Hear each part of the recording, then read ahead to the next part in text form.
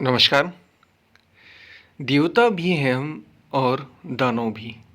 इसी पर हम वीडियो में बात करेंगे। उससे पहले अगर आप चैनल पर नए हो तो सब्सक्राइब भी करें। वीडियो को पूरा सुनेंगे तो आप इसका अधिक लाभ ले पाएंगे। पसंद आए वीडियो तो शेयर ज़रूर करें, शेयर करना ना भूलें। और हमने गीता सीरीज़ की शुरुआत की है, उसके अभी वीडियोस आए नहीं, हो सकता है हम जल्दी ही उसकी शुरुआत करें। हम चलते हैं अपने वीडियो की तरफ।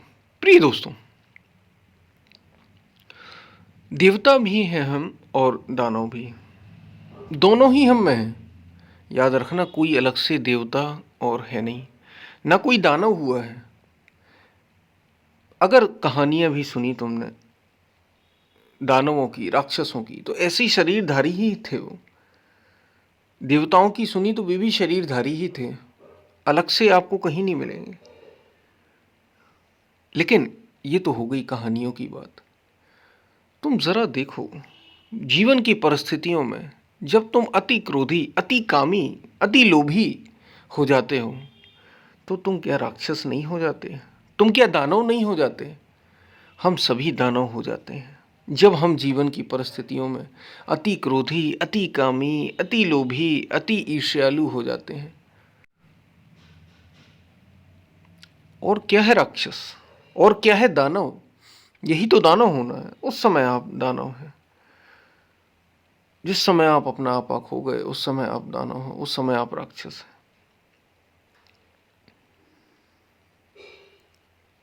और ठीक ऐसे ही देवता भी आप तब हो जाते हैं जब क्रोध, लोभ, मोह बड़े संयमित और धीरे धीरे विलुप्त हो जाते हैं। और इन देवता और दानवों से भी ऊपर उठ गए आप जिस दिन, उस दिन इसी धरती पर लोग भगवान कहे जाते हैं। क्या ऐसा नहीं है? क्या राम को भगवान नहीं कहा गया? कृष्ण को भगवान नहीं कहा गया? चलो, इनके लिए तो लोग ऐसा कहते हैं कि ये तो जैसे अवतार ही हैं, जैसे हुए ही भगवान हैं। ठीक है, लेकिन आदि शंकराचार्य के बारे में अगर मैं कहूँ तो, कबीर के बारे में मैं कहूँ तो, बुद्ध के बारे में मैं कहूँ तो, वो तो हमारे जैसे ही थे, हमारे आपके जैसे। महावीर स्वामी के बारे में मैं कहूँ तो, मीराबाई के बारे में मैं कहूँ तो, उनको लोग जब वे थे, रामकृष्ण परमहंस की मैं बात करूँ तो, जब वे थे लोग उन्हें भगवान कहते थे। और आज भी ऐसे महापुरुष हैं, संत हैं, लोग भगवान कहते हैं उन्हें। लोग उन्हें भगवान कहते हैं, जीते जी भगवान कहते हैं। जो देवता और दानव से ऊपर उठ गया वो भगवान हो गया। मतलब जिसने अपने मन को इस स्तर तक कर लिया, जो मन के पार ही चला गया, वो महापुरुष हो गया, वो भगवान हो गया। और जो मन को संयमित इस इस स्थिति तक संयमित कर सकता है कि काम, क्रोध, लोभ उस पर बहुत कम प्रभाव डाल रहे हैं, वो देवता है। और जो अति कामी, अति क्रोधी, अति लोभी है, राक्षस है। जो थोड़ा सा संयमित है, मनुष्य कह लीजिए, मनुष्य जीवन वाला कह लीजिए, उसमें है मनुष्यता। देवता वो है जिसमें ये बहुत कम है, नगण्य से है, बहुत कम है, मतलब है। और महापुरुष वो है जिनमें ये है ही नहीं, नाम मात्र की। वो भगवान हो गया। शायद आप बात को समझ पा रहे होंगे। एक ही मनुष्य है, यही शरीर है, इसी शरीर से ही शैतान भी हुआ जाता है, देवता भी हुआ जाता है और भगवान भी हुआ जाता है। अब तुम्हारा चुनाव है, तुम्हें जो करना हो तुम कर लो, तुम्हें जो बनना हो तुम बन जाओ। सब चुनाव तुम्हें प्रकृति ने दे दिया है। चाहे तो शरीर बने रहो, चाहे तो मन बने रहो, चाहे तो शरीर और मन के पार जो सत्य है वो बन जाओ। सब कुछ तुम पर है। तो देवता भी हैं हम और दानव भी हैं हम। कोई और देवता नहीं है, कोई और दानव नहीं है, कहीं और देवता नहीं है, कहीं और दानव नहीं है। होते होंगे, हमें पता नहीं।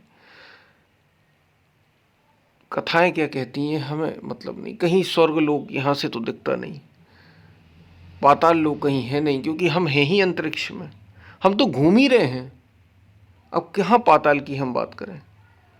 और कहाँ हम स्वर्ग की कल्पना करें। इसी जीवन में सब कुछ है। और अगर होता भी हो कहीं बाहर तो हमें क्या, हमारा अपना जीवन बदलना चाहिए। तुम स्वयं भगवान हो सकते हो, जिन्हें भगवान कहा जाता है। भगवान वो जो प्रकृति के पार हो गया, ईश्वर वो जो प्रकृति के पार हो गया। और शरीरधारी वाला भी, उसी को भगवान कहा गया, वो भगवान कहे जाते हैं। इसलिए राम भगवान, कृष्ण भगवान, बुद्ध भगवान, महावीर भगवान, भगवान शंकराचार्य कहे जाते हैं। तो सभी ऐसे महापुरुष ही भगवान कहे जाते हैं। हम आप जैसे ही थे, लेकिन हम आपसे परे हो गए। तुम भी हो सकते हो। अरे भगवान नहीं तो देवता जैसे हो जाना। देव पुरुष कहा जाता है, ये देवता जैसा है, वैसे हो जाना। कम से कम दानव तो ना रहना। अरे देवता भी ना हो पाए तो मनुष्य हो जाना। और सब कुछ तुम्हारे हाथ में है, सब कुछ तुम्हारे हाथ में। मैं तो कहूँगा ये जीवन मिला है, और फिर मिलता कि नहीं कुछ ठिकाना नहीं, कुछ है ही नहीं। बाद में क्या होता है, कुछ नहीं। किसने देखा, सब कल्पनाएं हैं। जब तक जीवन है, जब तक शरीर है, तब तक है। जीते जी अपने को मुक्त देख लो। सबसे बड़ा इस सौभाग्य क्या है, इस पर हम अगले वीडियो में बात करेंगे। शायद आपको बात समझ में आई होगी। हम फिर मिलते हैं, तब तक के लिए धन्यवाद।